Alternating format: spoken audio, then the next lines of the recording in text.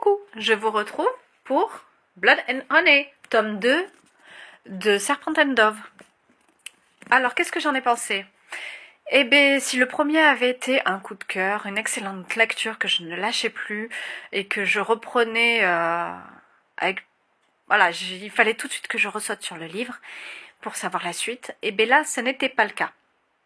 J'ai trouvé qu'il y avait des longueurs, des passages surtout au début du récit qui ne servaient pas à grand chose. Les protagonistes, que ça soit Lou comme Red ou Reed, je sais pas comment on le prononce, j'ai trouvé qu'il manquait de prudence par rapport à leur vécu, leur passé, où elle a dû se cacher pendant longtemps, elle sait se défendre et tout. Là, il y avait des moments, ils étaient complètement... lui, c'est un chasseur, il se faisait avoir par des petites choses... voilà. Donc il y avait des façons qui n'allaient pas.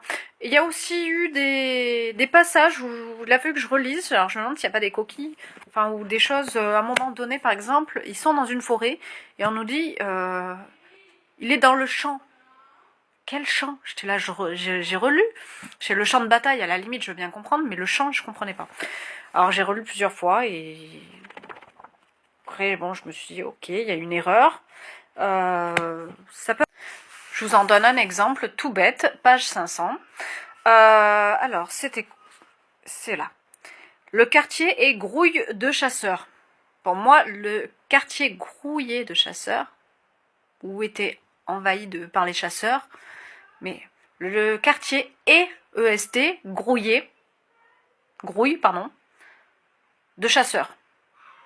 Donc, ou est-ce que c'est moi qui comprends pas, ou qui sais pas lire le français, ou qui a un problème, mais là, j'ai eu un souci.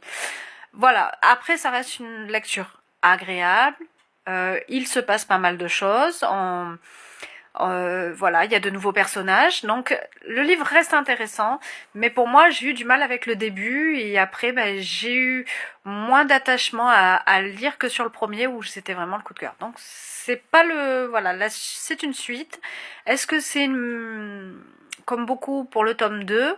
Je sais pas, moi des fois je trouve agréable ou je trouve moins bien et ça passe pas. Mais là non, voilà, c'est une agréable lecture et j'en reste là. Après je vais continuer puisqu'il y a un tome 3 et puis on verra la suite parce que bah oui j'ai envie de savoir. Mais j'ai été un peu déçue. Dites-moi si vous l'avez lu, ce que vous en avez pensé. Ou est-ce que vous avez lu que le premier et que vous avez été déçu, et à l'inverse de moi qui a eu un coup de cœur dessus et qui ne lâchait plus le livre?